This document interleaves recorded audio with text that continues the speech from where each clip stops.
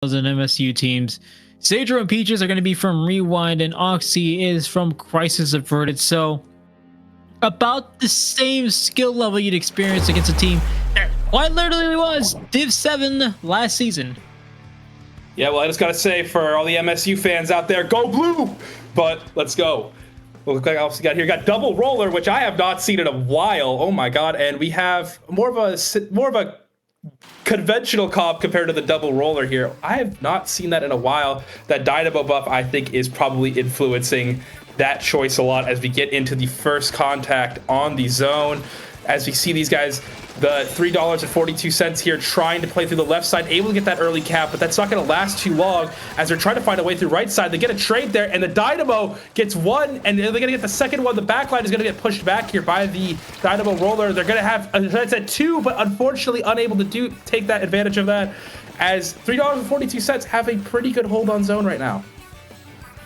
I mean, I'm not surprised to see it. It looks like two comps that were made after like two separate periods of Splatoon, one before and after the huge Dynamo buff. And I'm not surprised to see this Bow Dynamo comp. I've seen people trying to experiment with it online. Airito and Fox wanted to make one, so I was like, all right, why not see it here live in an actual comp play? And it seems to be doing fairly well. I mean, you're up to 29 remaining. It seems to be doing just fine, actually. Exactly, but as we know, with Mahi zones, the water level is falling, and the map does change quite a bit. A lot more turf to work with for both teams here, as $3.42 had to retake zone quickly. Unfortunately, they had to lose it, so they do have to take on that 40 point or so penalty to win the game right now, but they're firmly in the lead. They have the resources, and they're holding on to Azuka, more importantly. So if they start to retake, there will be a chance to use it. But Frieza says no thank you and uses their own Zuka to try to find another one, and they're able to do so. Are they able to find one more? Yes, they are. Frieza with the triple. All of the aura maxing, as they say on TikTok. And just like that, they are pushing in and finding more, Jam. This sure is quite the 6-7 experience they were hoping for, which I'm pretty sure is the wrong way of using it, which is why I'm using it that way. But 50 remaining for Jam, but $3.42 trying to get themselves back into the game. What's the best way to do it? With this Dynamo getting it, helping out with a double, and then eventually goes down. But I like this sort of... I like the play that we have here. We actually have the Forge Pro leading. You don't see a Forge Pro in the front lines as much as you may expect, but believe me, it is a weapon that can still play just as fast as a Splatter Shot, just with a little bit more range. So I'm glad I'm seeing it being used in that way. Yeah, it's certainly a lot of versatility with that particular shooter as the trades are coming in. That was not a good trade for Jam, though. They go down two as opposed to $3.42. It goes down as one. The Carbon trying to find one more, almost gets picked off, but is able to walk back. And the Blaster and the Dread are starting to move in, but quickly dispatched by $3.42, getting a lot of mileage out of that small amount of money. And just like that, that's game one. $3.42 actually gets you pretty far. Shout out to public transit. But $3.42 works pretty... I think the comp is working out very well in their favor, because it seems like they're focusing mainly on weapons that... The first three weapons, the Rollers, the Forge Pro, and the Bow, are all weapons that are going to chip off of... They're all going to deal chip damage. So what do? You go in with a huge freaking Dynamo hammer thing, and then you just finish the job with it. And I like that that's kind of the idea that I'm seeing from $3.42. That's why it's working so well in terms of picks. They're very efficient there. I completely agree. It was a very efficient game for $3.42. Did not seem to relinquish any of the control. Just for the viewers at home, if you do have $3.42, if you go to Walmart.com, you can buy great value butter, great value sugar, and you don't have public transit around you, obviously, is something you could spend on it. Instead of that, you get all-purpose enriched flour. So a breaking project at an affordable price. We're not sponsored by Walmart, but I will say, get a lot of mileage for that $3.42 there. As we go to a map that my first Splatoon 2 team was named after, Inkblot Tower Control.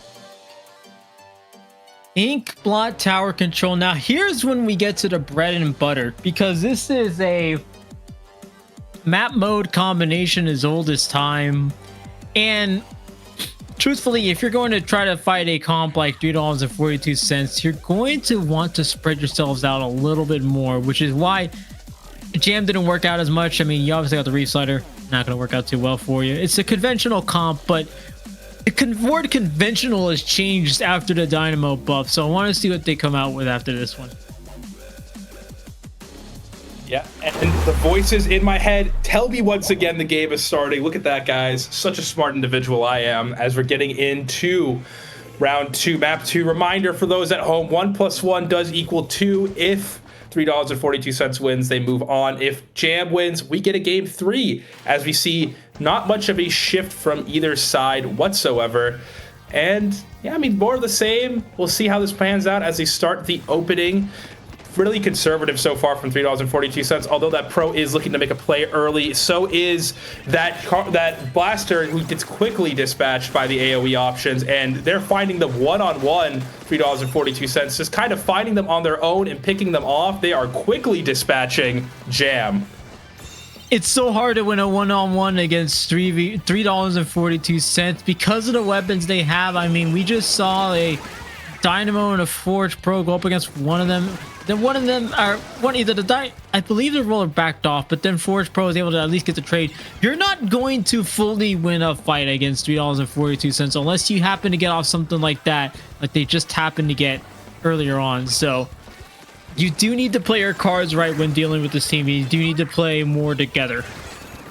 Well, $3.42 will not get you Jam at Walmart. That is probably why they're so infuriated and taking it out on Jam right now as the trade comes in quite quickly. On the block, they're trying to take more space through it, but unfortunately not able to find it. They will get it to the checkpoint, but not much more, it looks like, as Jam is trying to stay in, but is unable to. There's 2 in mid right now. They keep the control. It's a little odd right now. They're kind of playing towards mid, but there's not a lot of control for either team, it feels like. And the Carbon just, okay, the trade from the Carbon right there.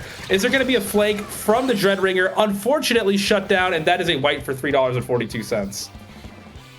You're not going to win a 1v1. You're much less likely to win a team fight. Oh my goodness, look how far the Dynamo was going up there. That is a gutsy play by the Dynamo, and I love that you're doing that. I want to see a little bit more of it.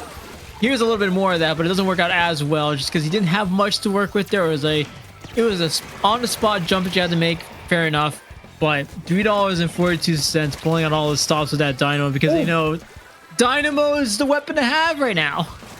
Yeah, Dynamo seems to be the weapon to have right now. Apparently, Carbon Roller, too, they try to get another flank off, but unfortunately unable to move quickly. But the Dynamo, again, oh my god, I can almost imagine the calls in VC right now. Could not be too happy after that one. Dynamo sharking to find one more is unfortunately point censored out and going to have to rotate out of that position quickly as Jam tries to take more space through the left side with the pencil and Dread combination. They're low, but they're not finding the kill. Oh my god, Dynamo unfortunately misses, but does not matter. They do find the kill with the Carbon Roller, and now they're going back up on block and trying to divert the attention of Jam closer to their spawn, allowing for their team to take more space. A great stop, and I like the positioning they've got here now. Look at where the Dynamo is. We're going to stick that Dynamo in the exact same spot. I like that call there. Bats is one of the best places to be if you want to start locking things down on this map, so great call from $3.42, also known as the change in my pocket, and maybe better once you have everyone up. Well, it seems that Nito's a very rich man. I do not have $3.42. I actually found a towel tag in my pocket. But as we see Jam trying to retake here, trying to do things a little bit differently, maybe try to find a couple before they go in, but that is not going to happen. 3 go down immediately, and all of a sudden, the change in Nito's pocket, a very rich man, keep in mind, is going to go and just destroy them, quite frankly. I'm a college student, so thinking that I am rich is a very, very optimistic guess. However, doesn't take optimism for $3.42. They are losing numbers, but keep in mind that this tower has been in roughly the same spot for a while now. It's not until Jam gets this wipeout that it's starting to move out of this little corner here. And that's one thing to keep in mind because of how much $3.42 was able to do, despite the fact that they're going down one by one, it seems, every other 10 seconds. So lots to keep in mind there for Jam. Yeah, it's a back and forth affair. I feel like when one team starts to push in, they immediately get wiped, and we have another push, and it keeps going back and forth like that. And I will say to the people at home who don't have as much money as Dino as $3.42, remember, your net worth is your net worth, as Jam is able to find 3 kills. And now here comes the push from Jam. This should be big right here. They're up 3. Are they able to find more space, get a trade onto Bats, and Carbon is unable to find one, but is quickly traded out by the Dread, and all of a sudden they might have space in Bats. The Dread just needs to find one more. Can they find them? They do. That's Aura maxing, as the kids would say, but the Dynamo comes in, and just like that, folks, that's going to be $3.42, taking the game and taking the win. Hopefully, viewers, you learned a valuable lesson within the first 4 minutes of the game, is that never count out $3.42, no matter how far or how many players they lose in the process, because they will come back, and this was no exception. I like that $3.42 was able to come back after a great deficit like that, but it's also not a surprise. So great stuff there to round out the group stage. Yeah, really good way to round out the group stage. $3.42 going to be very, very happy. Jam just barely unable, to be able to take that. Just 11 points away. I can't do math. Just unfortunate way to end the game. But